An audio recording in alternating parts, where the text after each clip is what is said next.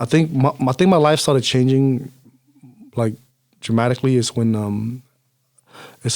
a guy named Patrick Purdy came to Cleveland Elementary School with an AK-47, and he started firing, from the rooftop into the students, killing my cousin, killing other students and injuring teachers.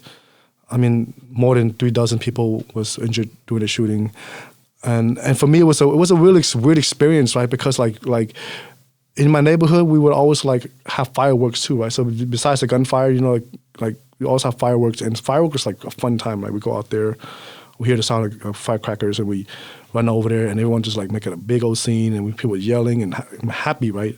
Seeing the fireworks, and sometimes we like they light up those little sparkly ones, and people would just like cheer, right? And jumping over the firecrackers and stuff. So we had a lot of fun doing it. And when I heard the sound of the gunfire, I thought it was firecracker at first. So me and my friend Rith, we ran towards the sound when we heard it, and then like halfway, I think, when we got to the playground, we started seeing people fall. Like the kids started screaming, teachers started coming out of the classroom yelling, and I think I froze because I saw my cousin was gunned down in front of me, and I didn't know what to make of it. Like I just everything just kind of went slow motion, and I just froze, and I didn't realize that I was froze until my friend started shaking me. So he shook me, because I think I was just zoned out, and he shook me, and I came back to conscious, and they're like, "Oh shit!" And he's like, "Let's go, dude, let's go." So he started dragging me, and so we started running away from the gunfire, and we could still hear like the sound of the bullet just sipping by our heads, right? So as we were running away, and one of the student that was in front of us got shot in the leg, so he was limping, and we stopped, right? We stopped, and then we dragged him because he was crying and he couldn't move. So me and my friend dragged him, and we dragged him all the way to the bathroom. And that's kind of where we went towards, because the bathroom is all like concrete wall. We knew that if we get to the bathroom, we would be safe. And so we dragged the kid. He was limping while we dragged him, and we made it. We made it like almost to the bathroom door, and one of the janitor came out. I think it's a janitor. It was somebody. For some reason, I remember him as to be a janitor, but he came out yelling for us to drop the kid, and so we dropped the kid, and we ran away. He said, "Just drop the kid and go to the cafeteria." And so we ran to the cafeteria, and we made it to the cafeteria, and it was a really like chaotic moment, right? No one knows what's happening. Kids are crying.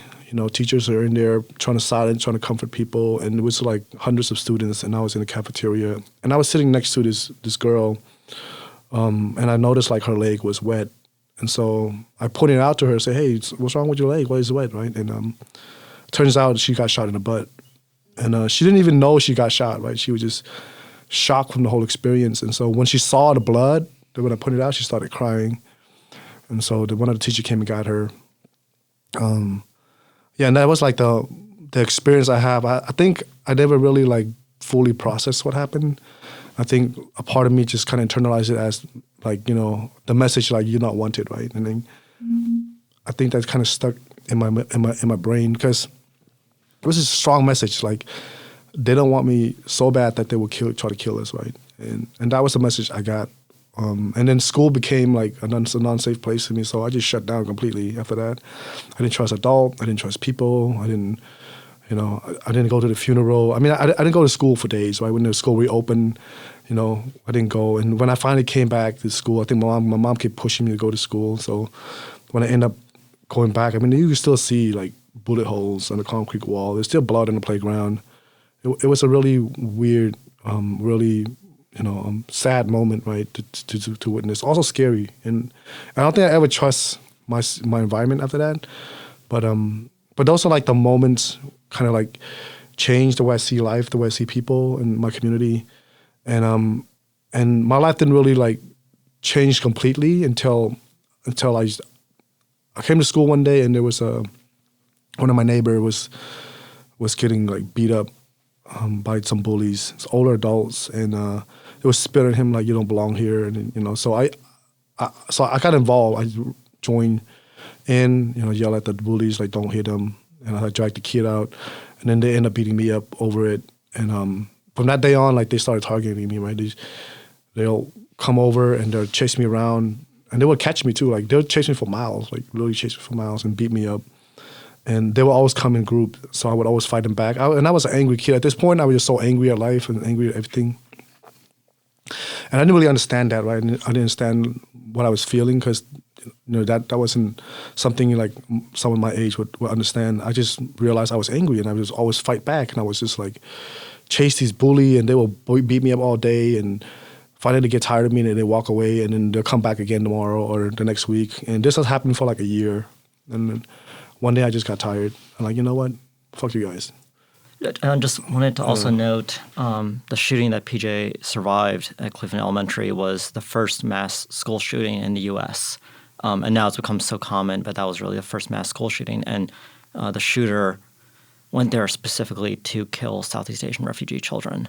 And I think almost all the victims, like PJ, were refugees. And so it was not just the first school shooting, but it was I think still the deadliest mass attack of anti-Asian hate in this country. Yeah, and that stuck to me, right, like to today. Sometimes I think about it. I mean, sometimes I dream about it, right? It's just a matter of days, like how I feel. But especially when I feel isolated, when I feel lonely, I think like that. Some of the memories from my childhood kind of come back.